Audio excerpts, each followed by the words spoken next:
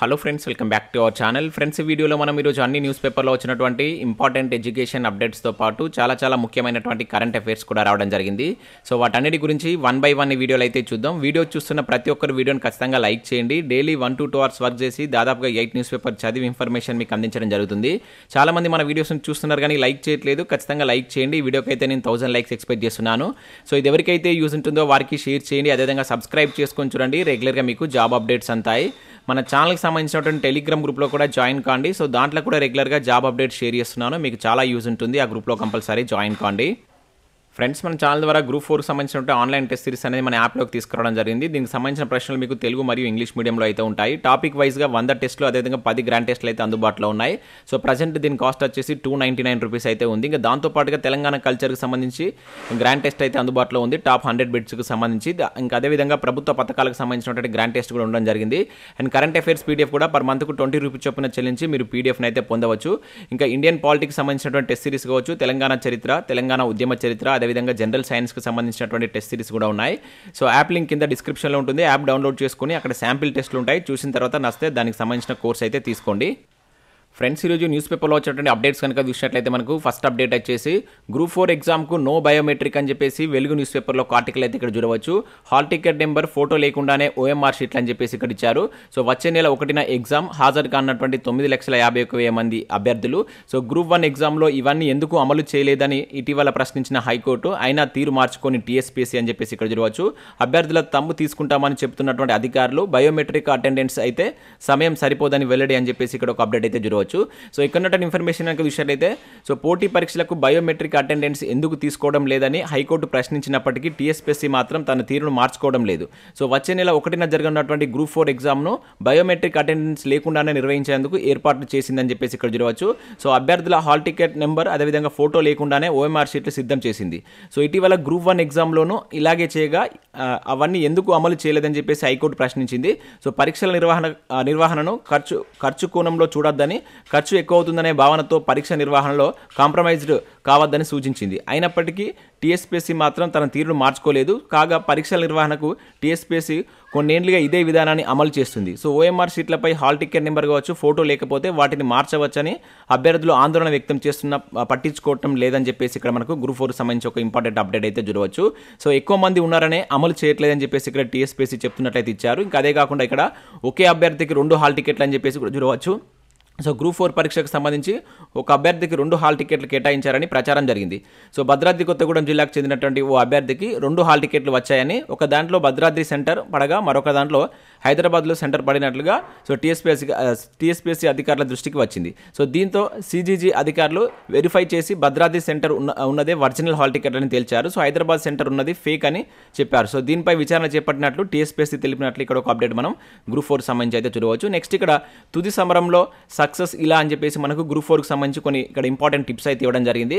So మనకు ఎల్లుండి exam ఉంది కనుక దానికి సంబంధించి మీరు ఎటువంటి జాగ్రత్తలు తీసుకోవాలని చెప్పేసి ఇక్కడ సాక్షి న్యూస్ పేపర్లో ఒక మంచి ఆర్టికల్ అయితే ఇచ్చారు. సో ప్రశ్నపత్రం పరిశీలన కావచ్చు, ఎలిమినేషన్లో అప్రమత్తంగా ఉండాలి. సో ఓఎంఆర్ షీట్ను జాగ్రత్తగా చూసి వాటిని ఫిలప్ చేయాలని చెప్పేసి కావచ్చు. అదేవిధంగా కమిషన్ నిబంధనలను పాటిస్తూ మీరు ఎగ్జామ్ రాయాల్సి ఉంటుందని చెప్పేసి ఇక్కడ ఇచ్చారు. సో ఒక రోజు ముందు మీరు తీసుకోవాల్సినటువంటి జాగ్రత్తలు ఏంటి, ఆరోగ్య జాగ్రత్తలు ఏంటి అని చెప్పేసి ఇక్కడ ఇచ్చారు. ఎగ్జామ్ డే టిప్స్ అని చెప్పేసి కూడా చూడవచ్చు. సో వీలైతే ఒకసారి సాక్షి న్యూస్ పేపర్ డౌన్లోడ్ చేసుకొని చూడండి. ఎవరైతే గ్రూప్ 4 ఎగ్జామ్ రాయబోతున్న అభ్యర్థులకి ఇది చాలా యూజ్గా ఉంటుంది. ఇక నెక్స్ట్ మనం ఇక్కడ చూసినట్లయితే గ్రూప్ 1కి సంబంధించిన అప్డేట్ అయితే చూడవచ్చు. గ్రూప్ 1 ప్రిలిమినరీకి వెల్లడి. సో వెబ్సైట్లో అభ్యర్థుల ఓఎంఆర్ కాపీలు సో జూలై 1 నుంచి 5 వరకు అభ్యంతరాల నమోదు అని చెప్పేసి ఇక్కడ ఒక అప్డేట్ అయితే మనకు రావడం జరిగింది.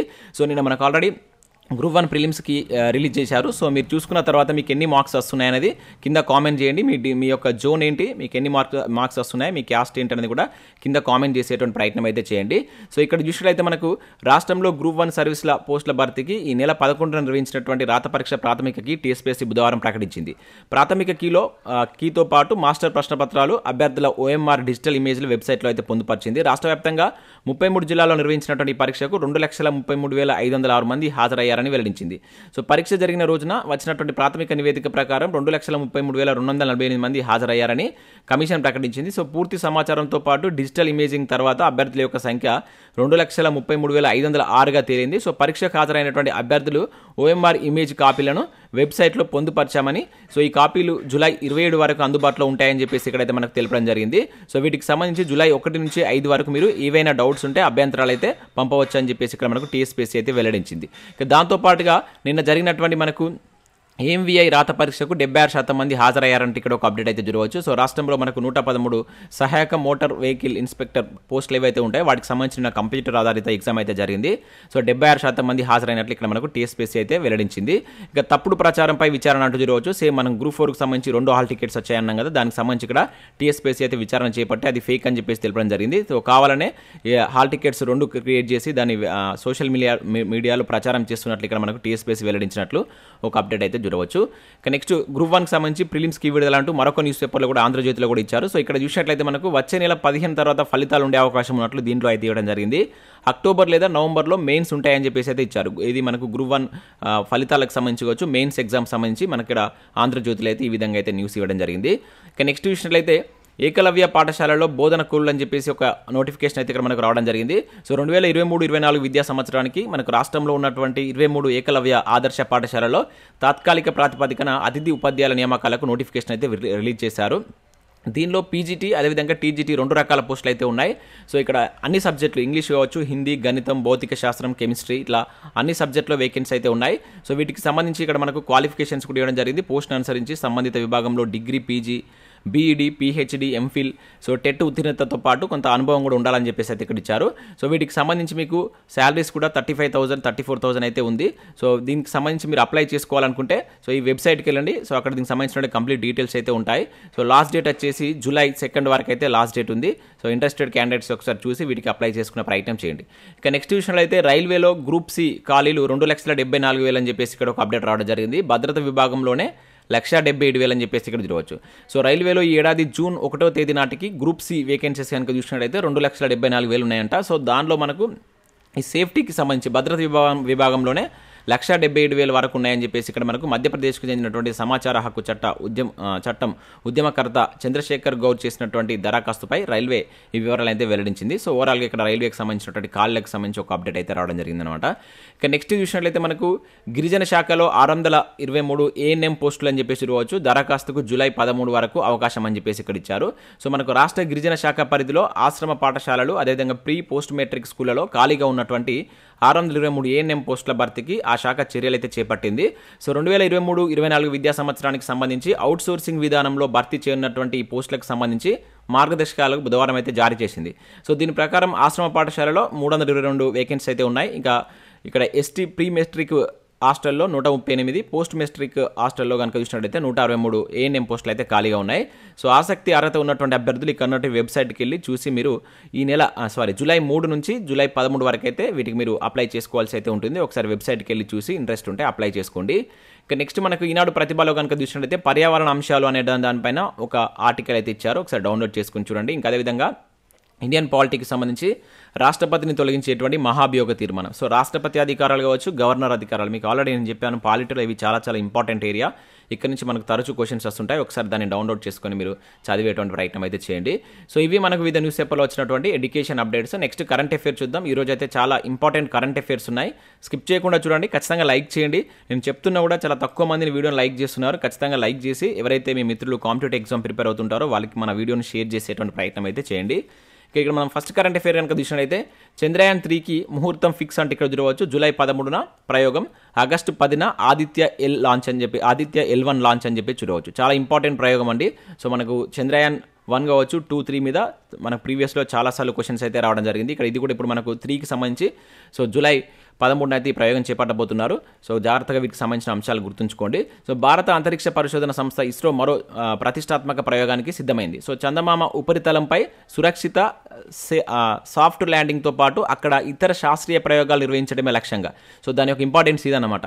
సో ఈ చంద్రయాన్ 3 ప్రయోగానికి అయితే ముహూర్తం ఖరారైంది. సో జూలై 13న మధ్యాహ్నం 2:30 రాకెట్ను ప్రయోగించినట్లు ఇస్రో బుధవారం వెల్లడించింది. సో ఇక్కడ చూసినట్టయితే 613 కోట్ల వ్యయంతో దీన్ని చేపడుతున్నారండి. ఇది గుర్తుంచుకోండి. శ్రీహరికోట నుంచి మనకు సతీష్ ధావన్ స్పేస్ సెంటర్ నుంచి ఈ ప్రయోగాన్ని అయితే నిర్వహిస్తున్నారు. సో ఇందుకోసం మనకు GSLV Mark 3 heavy lift launch వెహికల్ని అయితే ఉపయోగిస్తున్నారు. చాలా చాలా ఇంపార్టెంట్. జిఎస్ఎల్వి మార్క్ 3 ఇది మనకు గుర్తుంచుకోవాల్సినటువంటి మ్యాటర్ అనమాట. సో డైరెక్ట్గా దాన్ని అడగడానికి ఛాన్స్ ఉంటుంది. అంతకుముందు మనకు చంద్రయాన్ 2 కొనసాగింపుగా చేపడుతున్నటువంటి ఈ మిషన్పై శాస్త్రవేత్తలు పూర్తి నమ్మకంతో అయితే ఉన్నారు. సో ఇందుకు సంబంధించి పనులు ఇప్పటికే దాదాపుగా పూర్తయినట్టు తెలుస్తుంది. కాగా 2008లో మనకు చంద్రయాన్ 1 ప్రయోగం చేపట్టగా అది విజయవంతమైంది. సో ఇది ఏ దాని ద్వారా, ఏ శాటిలైట్ వెహికల్ ద్వారా దీన్ని పంపించారనేది కింద కామెంట్ చేయండి. అదేవిధంగా మనకు 2019లో చేపట్టినటువంటి చంద్రయాన్ 2 ప్రయోగం సాఫ్ట్ ల్యాండింగ్ విఫలమైంది. ఇది ఏంటంటే మనకు చంద్రుడి యొక్క దక్షిణ ధ్రువం పైన దీన్ని పంపించాలని చెప్పేసి పంపించారు. కాకపోతే అది విఫలం కావడం జరిగిందనమాట. జాబిల్లి ఉపరితలాన్ని బలంగా ఢీకొట్టి దెబ్బతిందనమాట. సో ఈ క్రమంలో చేపడుతున్నటువంటి చంద్రయాన్ 3 ప్రయోగం ఆసక్తికరంగా మారింది. సో మరోవైపు సూర్యుడిపై అధ్యయనం జరిపేందుకు ఉద్దేశించినటువంటి Aditya L1. So Aditya L1 అనేటువంటి ఏంటిది సూర్యుడిపై ప్రయోగం చేయడానికి తీసుకొస్తున్నటువంటి ప్రయోగం అనమాట. సో అది కూడా గుర్తుంచుకోండి. ఇది ఆగస్టు 10న ప్రయోగించే అవకాశం ఉన్నట్లు ఇస్రో చైర్మన్ సోమనాథ్ తెలిపారంటే ఇక్కడ ఒక అప్డేట్ జరగవచ్చు. సో ఇక్కడ మనకు 2008 అండ్ 2009లో ప్రయోగం చేపట్టినటువంటి చంద్రయాన్ 1 కావచ్చు, చంద్రయాన్ 2కి సంబంధించినటువంటి ఏవి మనకు ఏ జిఎస్ఎల్వియా పిఎస్ఎల్వియా ఏ లాంచ్ వెహికల్ ద్వారా పంపించారనేది కింద కామెంట్ చేసేటువంటి ప్రయత్నం చేయండి. ఇక నెక్స్ట్ విషయంలో అయితే ఛత్తీస్గఢ్ స్కూళ్లకు వరల్డ్ బ్యాంక్ నిధులు అని చెప్పేసి ఇక్కడ కరెంట్ అఫేర్ మనం చూడవచ్చు. సో ఛత్తీస్గఢ్ రాష్ట్ర వ్యాప్తంగా స్కూళ్ళ అభివృద్ధికి వరల్డ్ బ్యాంక్ అయితే 2420 కోట్ల నిధులు మంజూరు చేసింది. సో స్కూళ్ళలో మౌలిక సదుపాయాలు మెరుగుపరచడం కావచ్చు, హయ్యర్ సెకండరీ స్థాయిలో సైన్స్ కామర్స్ విద్యను ప్రోత్సహించడానికి నిధులు ఖర్చు చేస్తామని చెప్పేసి చెప్పడం జరిగింది. సో దీంతో సుమారు 40 లక్షల మంది స్టూడెంట్స్కి ఇది లబ్ధి చేకూరుతుందని చెప్పేసి అధికారులు బుధవారం తెలిపినట్లు ఒక అప్డేట్ ఇక్కడ చూడవచ్చు. సో మనకు డైరెక్ట్గా క్వశ్చన్ అడుగుతారు, ఇటీవల ఏ రాష్ట్రంలో సంబంధించి విద్యా వ్యవస్థకు సంబంధించి వరల్డ్ బ్యాంక్ నిధులు మంజూరు చేసిందని చెప్పేసి అడుగుతాడు. సో ఛత్తీస్గఢ్ స్కూళ్ళకి సంబంధించి అని చెప్పేసి గుర్తుంచుకోండి. చాలా చాలా ఇంపార్టెంట్. వరల్డ్ బ్యాంక్ను ఎప్పుడు స్థాపించారు, సో వరల్డ్ బ్యాంక్ ప్రజెంట్ ఎక్కడ ఉందనే కింద కామెంట్ చేసేటువంటి ప్రయత్నం చేయండి. ఇక నెక్స్ట్ చూసినట్టయితే సీ లింక్ బ్రిడ్జికి సవర్కర్ పేరు అంటే ఇక్కడ చూడవచ్చు. సో మహారాష్ట్ర కేబినెట్ నిర్ణయం అని చెప్పేసి ఇక్కడ ఇచ్చారు. సో నిర్మాణంలో ఉన్నటువంటి వెర్సోవా బాంద్రా సీ లింక్ బ్రిడ్జికి మహారాష్ట్ర సర్కార్ వీర సవర్కర్ పేరైతే పెట్టనుంది. సో ఈ మేరకు సీఎం ఏక్నాథ్ షిండే క్యాబినెట్ నిర్ణయించింది. సో గత నెల 28న సవర్కర్ జయంతి సందర్భంగా సీఎం షిండే ఈ ప్రకటన అయితే చేశారు. తాజాగా క్యాబినెట్ దీనికి సంబంధించిన నిర్ణయం అయితే తీసుకుంది. అలాగే మనకు అక్కడ ఉన్నటువంటి ముంబై ట్రాన్స్ హార్బర్ లింక్ కూడా దానికి సంబంధించిన దాన్ని కూడా మాజీ ప్రధాని అయినటువంటి వాజ్పేయి పేరు పెడతామని చెప్పేసి నిన్న క్యాబినెట్ నిర్ణయించినట్లు ఒక అప్డేట్ అయితే ఇక్కడ చూడవచ్చు. ఇక రెండింటికి కొత్త పేర్లు అయితే పెడుతున్నారు. ఇది మనకు మహారాష్ట్రకు సంబంధించిన అనమాట, గుర్తుంచుకోండి. ఇక నెక్స్ట్ విషయం అయితే సేంద్రియ ఎరువులకు ప్రణామం అంటే ఇక్కడ చూడవచ్చు. సో రసాయన ఎరువుల వాడకాన్ని తగ్గించేటువంటి రాష్ట్రాలకు భారీగా ప్రోత్సాహాలు. సో పీఎం ప్రణామ్ పథకానికి కేంద్ర కేబినెట్ ఆమోదం. చెరుకు రైతుకు తీపి కబురు, సబ్సిడీ 10 రూపాయలు పెంపడం జరగవచ్చు. ఇది చాలా చాలా ఇంపార్టెంట్ కరెంట్ అఫేర్ అండి. సో మనకు సేంద్రియ ఎరువులను ప్రోత్సహించేందుకు కేంద్ర ప్రభుత్వం మనకి ఇటీవల బడ్జెట్లో ప్రకటించినటువంటి పథకమే ఈ పీఎం ప్రణామ్ పథకం. సో దానికైతే మనకి ఇక్కడ ఆమోదముద్ర పడిందని చెప్పేసి ఇక్కడ ఇచ్చారు. సో ఆర్థిక వ్యవహారాలపై ఏర్పాటైనటువంటి కేబినెట్ బుధవారం జరిగినటువంటి భేటీలో రానున్నటువంటి 3 ఏళ్లకు గాను సో ఈ పథకానికి యూరియా సబ్సిడీ కింద ఇక్కడ మనకు 3,68,676 రూపాయలను కేటాయించినట్లు ఇక్కడ ఒక అప్డేట్ అయితే జరగవచ్చు. సో ఇక్కడ మనం గుర్తుంచుకోవాల్సింది ఏంటంటే, సో పీఎం ప్రణామ్ పథకం అనేది దేనికి సంబంధించింది అంటాడు. సేంద్రియ ఎరువులను ప్రోత్సహించడం కోసం, అంటే రసాయన ఎరువుల వాడకాన్ని తగ్గించి సేంద్రియ ఎరువులను ప్రోత్సహించే రాష్ట్రాలకు కావచ్చు వాళ్ళకి ఈ ప్రోత్సాహాలు ఇవ్వడంలో భాగంగా మన కేంద్ర ప్రభుత్వం ఈ పథకాన్ని తీసుకొచ్చింది. సో బడ్జెట్లో ఉన్నటువంటి పథకాలను ఒకసారి చూడండి, చాలా చాలా ఇంపార్టెంట్. మనకు సెంట్రల్ గవర్నమెంట్ బడ్జెట్ కావచ్చు, స్టేట్ బడ్జెట్లో మనకి ఏ పథకాల గురించి మనకు చర్చించారనేది మనకు కాంపిటేటివ్ ఎగ్జామ్లో అడగడానికి ఛాన్స్ ఉంటుంది. ఒకసారి వాటిని చూసే ప్రయత్నం చేయండి. ఇక పర్యావరణ హిత ఇంధనానికి మారడంలో భారత్కి 67వ స్థానం అంటే ఇక్కడ చూడవచ్చు. స్వీడన్కు మొదటి ర్యాంక్ అని చెప్పేసి ఇక్కడ ఇచ్చారు. ఇక్కడ మనకు WF అని చెప్పేసి చూడవచ్చు. సో సాంప్రదాయ ఇంధన వినియోగం నుంచి పర్యావరణ హిత ఇంధనం వైపు మారడంలో ప్రపంచవ్యాప్తంగా భారత్కు 67వ ర్యాంక్ అయితే లభించింది. సో యాక్సెంచర్ సహకారంతో ప్రపంచ ఆర్థిక వేదిక రూపొందించినటువంటి ఈ ర్యాంకుల జాబితాలో స్వీడన్ మొదటి స్థానంలో దక్కగా డెన్మార్క్, నార్వే, ఫిన్లాండ్, స్విట్జర్లాండ్ ఆ తర్వాత స్థానంలో ఉన్నాయి. సో ఫస్ట్ మనది ఏ స్థానంలో ఉందో గుర్తుంచుకోండి. తర్వాత ఫస్ట్ 3 ప్లేసెస్లో ఉన్న వాటిని మీరు గుర్తుంచుకునేటువంటి ప్రయత్నం చేయండి. దేనికి సంబంధించి పర్యావరణ హిత ఇంధనం నుంచి పర్యావరణ హిత ఇంధనానికి మారడంలో సో భారత్ అనేది 67వ స్థానంలో అయితే ఉంది. ఇది మొత్తం 120 దేశాల్లో దీనికి సంబంధించినటువంటి ఈ నివేదిక చేపట్టగా మన భారత్కు 67వ స్థానం అయితే రావడం జరిగింది. ఇక నెక్స్ట్ విషయంలో అయితే టాప్ 150 వర్సిటీలో ఐఐటి బాంబే అంటే ఇక్కడ చూడవచ్చు. సో ప్రఖ్యాత ఐఐటి బాంబే అరుదైనటువంటి ఘనతను సాధించింది. క్యూఎస్ సంస్థ తాజాగా ప్రకటించినటువంటి ర్యాంకుల్లో ప్రపంచంలోనే అత్యున్నత 150 విశ్వవిద్యాలయాల్లో ఒకటిగా నిలిచింది. సో ఈ జాబితాలో ఐఐటి బాంబే 149వ స్థానాన్ని అయితే కైవసం చేసుకుందని చెప్పేసి క్యూఎస్ సంస్థ వ్యవస్థాపకుడు అయినటువంటి సిఇఓ నుంజియో క్వాకరిల్లి తెలిపారంటే ఇక్కడ చూడవచ్చు. సో మొత్తం ప్రపంచవ్యాప్తంగా 2900 విశ్వవిద్యాలయాలు పోటీ పడగా అందులో మన భారత్కు సంబంధించి 45 అయితే ఉన్నాయి. దాంట్లో మనకు బెస్ట్ ర్యాంక్ వచ్చేసి ఐఐటి బాంబేకి అయితే రావడం జరిగిందనమాట. అది 149వ స్థానం అయితే వచ్చింది. సో అది గుర్తుంచుకోండి, ఇంపార్టెంట్. ఇంకా నెక్స్ట్ సిబిఐ స్పెషల్ డైరెక్టర్గా భట్నాగర్ అని చెప్పేసి ఇక్కడ చూడవచ్చు.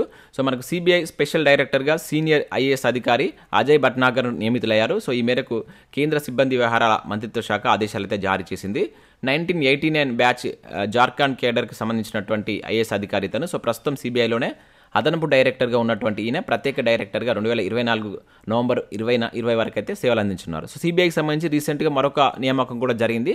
అదేంటనేది కూడా కింద కామెంట్ చేసేటువంటి ప్రయత్నం చేయండి. ఇక ఢిల్లీలోని ఔరంగజేబ్ వీధికి కలాం పేరు అంటే ఇక్కడ ఒక అప్డేట్ మనం చూడవచ్చు. సో దేశ రాజధాని ఢిల్లీలోని ఔరంగజేబ్ వీధికి మాజీ రాష్ట్రపతి డాక్టర్ ఏపీజే అబ్దుల్ కలాం పేరును పెట్టినట్లు ఢిల్లీ నగరపాలక సంస్థ బుధవారం అయితే ఒక ప్రకటనలో తెలిపింది. సో పేరు మార్పు ప్రతిపాదనకు మున్సిపల్ కౌన్సిల్ సమావేశంలో సభ్యులంతా ఆమోదం తెలిపినట్లు అధికారులు వెల్లడించారని చెప్పేసి ఇక్కడ ఒక అప్డేట్ మనం చూడవచ్చు. సో ఇవి మనకు వివిధ న్యూస్ పేపర్లో వచ్చినటువంటి ముఖ్యమైనటువంటి ఎడ్యుకేషన్ అప్డేట్స్, అదేవిధంగా కరెంట్ అఫైర్స్. సో వీడియో నచ్చినట్లయితే లైక్ చేసి మిత్రులకైతే షేర్ చేయండి. అదేవిధంగా మన టెలిగ్రామ్ గ్రూప్లో అయితే జాయిన్ కాండి. సో దాంట్లో కూడా మీకు యూస్ఫుల్ ఇన్ఫర్మేషన్ అయితే షేర్ చేయడం జరుగుతుంది. సో ఇట్లా ఈ విధంగా మీరు మీ యొక్క టెలిగ్రామ్లో SJTutorial అఫీషియల్ అని సెట్ చేస్తే మీకు ఇట్లా గ్రీన్ కలర్ లోగో వస్తుంది. సో దీన్ని కన్ఫర్మ్ చేసుకొని దీంట్లో జాయిన్ కాండి. దాంట్లో మీకు యూస్ఫుల్ ఇన్ఫర్మేషన్ కావచ్చు, ఆర్టికల్స్ అయితే షేర్ చేయడం జరుగుతుంది. సో ఇది friends, thanks for watching. Thank you everyone.